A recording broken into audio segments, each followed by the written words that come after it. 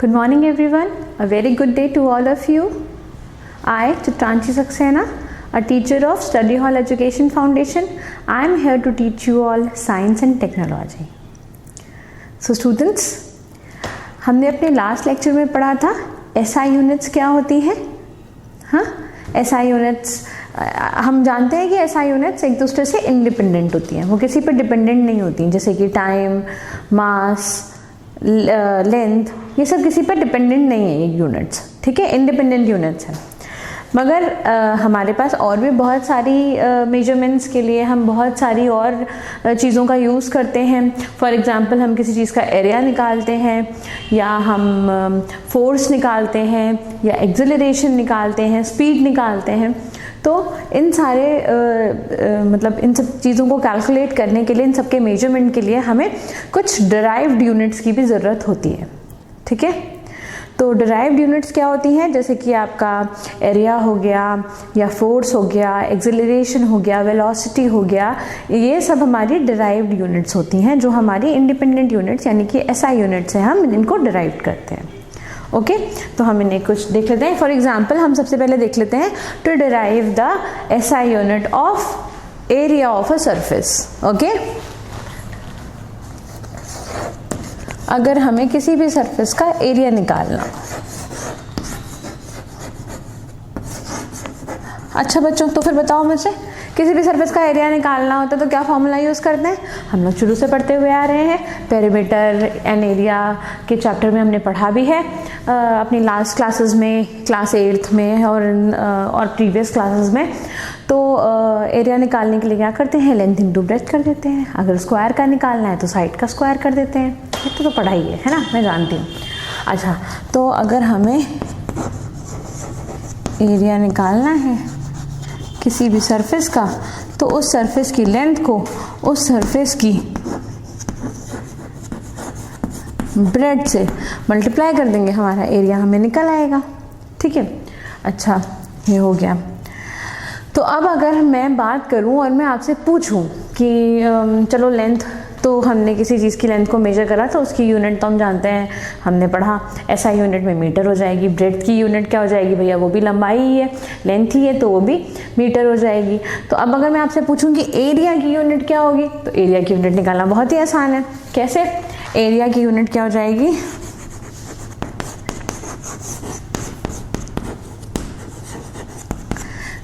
Length की metre होती है, ब्रेड्थ की भी मीटर होती है, तो एरिया की हो गई मीटर स्क्वायर, हो गई, ठीक है।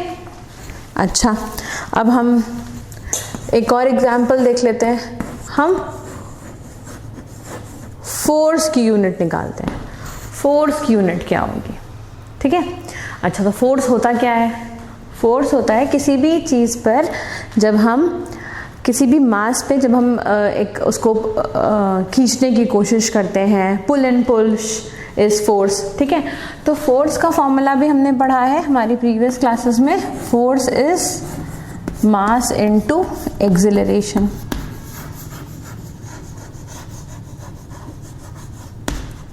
अब मैं जानती हूँ एक क्वेश्चन होगा, एक्सेलरेशन क्या होता है? Change in speed with time, ठीक है। एक्सेलरेशन है velocity, change in velocity with time, ठीक है। तो हम उसको स्पीड बोलते हैं, स्पीड भी बोलते हैं, चेंज इन स्पीड, ठीक है। तो अब हम एक्सेलरेशन को लिख सकते हैं mass into change in velocity upon time, ठीक। अच्छा, अब वेलोसिटी क्या होती है? वेलोसिटी होती है, बताइए, वेलोसिटी होती है आपका डिस्टेंस अपॉन टाइम, वही है velocity, change in the length, कितना एरिया कवर करा विद टाइम, ठीक है। अच्छा, तो अब हम इसको यहाँ पर पुट कर देते हैं, ठीक। तो अगर हम इसको वहाँ पुट करेंगे तो हमारा फोर्स हो जाएगा मास इंटू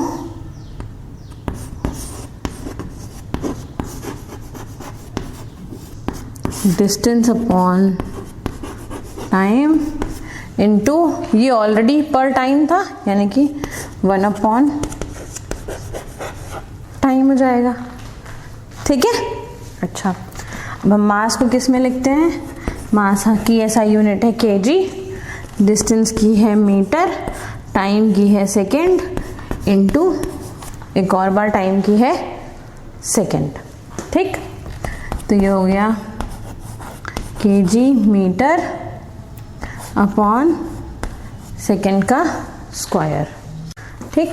अच्छा, अब हमने एक्सपोनेंट्स वाले चैप्टर में पढ़ा था, अगर हमारे डिनोमिनेटर में कोई भी नंबर है और उसकी पावर है, उसका कोई एक्सपोनेंट है, तो हम उसको न्यूमरेटर में जब शिफ्ट करते हैं तो उसकी पावर जो है वो नेगेटिव एक्सपोनेंट हो जाती है।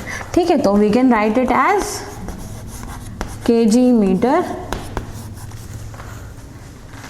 s to the power -2. So this can be written. So this is the unit of force. Kilogram metre per second square इसको हम बोलते हैं और इसकी यूनिट होती है केजी, किलोग्राम, ms-2। ठीक है, तो अब हम ये टेबल देख लेते हैं। यहाँ पर हमारी कुछ कॉमनली यूज्ड ड्राइव्ड यूनिट्स हैं जिनका हम यूज़ करते हैं। ठीक है, फिजिकल क्वांटिटीज से जिन्हें हमने ड्राइव किया है, जैसे कि हमारी एरिया, वॉल्यूम, स्पीड या velocity, acceleration, wave number, density या वर्क। अच्छा, हमने हमारी प्रीवियस क्लासेस में पढ़ रखा है और हमें इन सबके फॉर्मूलेज मालूम है। एरिया का होता है length into length, volume length into length into length, speed या वेलोसिटी का लेंथ अपॉन टाइम, और डिस्टेंस अपॉन टाइम, डिस्टेंस को हम लेंथ में मेजर करते हैं इसलिए हमने यहाँ लेंथ लिखा है। ओके, देन एक्सेलरेशन, अभी हमने जस्ट पहले थोड़ा देखा कि length upon time acceleration is velocity upon time, change in velocity upon time, and velocity is length upon time. तो acceleration will be length upon time. Okay, then wave number 1 upon length होता है, density mass upon length into length into length, volume है ना, density होता है mass upon volume. Okay, then work is mass upon area upon time square. ठीक है। अच्छा, अब अगर हमारा डायमेंशन दिया हुआ है लेंथ इंटू लेंथ, तो इसका यूनिट क्या हो जाएगी? इस यूनिट का नाम हो जाएगा स्क्वायर मीटर, और हम इसे मीटर स्क्वायर, मीटर की पावर 2 की तरह लिख देते हैं। अच्छा, अब आप लोग मुझे बताइए length into length into length को हम क्या लिखेंगे? हम यहां लिखेंगे क्यूबिक मीटर, क्यूबिक मीटर लिखेंगे और ये हो जाएगा m की power 3 metre cube. Okay, length upon time है तो ये कितना हो जाएगा? Metre per second. ठीक है, और ये हो जाएगा मीटर पर सेकेंड भी लिख सकते हैं, लेकिन हम इसको लिखते हैं -1 के फॉर्म में, क्योंकि जो भी हमारे यूनिट्स के सिंबल होते हैं हम उसमें इस साइन को लिखना अवॉइड करते हैं, हम इस साइन को लिखते नहीं हैं। तो we can write it like this. Okay, like this only, ms to the power -1। Then acceleration का आता है, it will be metre per second squared.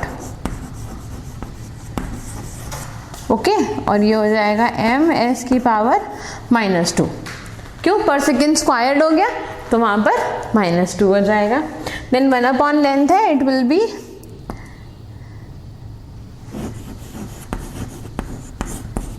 Reciprocal metre, it will be 1 upon m and it will be written as m की power -1। अब आता है density का मास upon volume, तो मास को हम लिखते हैं किलोग्राम में और ये हो जाएगा kilogram per cubic length. Okay, it will be kilogram per cubic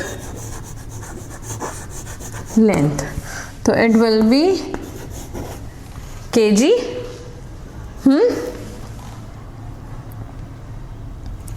and m की पावर -3 क्योंकि क्यूबिक लेंथ है। ओके ओके, देन वर्क का आता है मास इनटू लेंथ का स्क्वायर अपॉन टाइम का स्क्वायर, तो it will be kilogram per square metre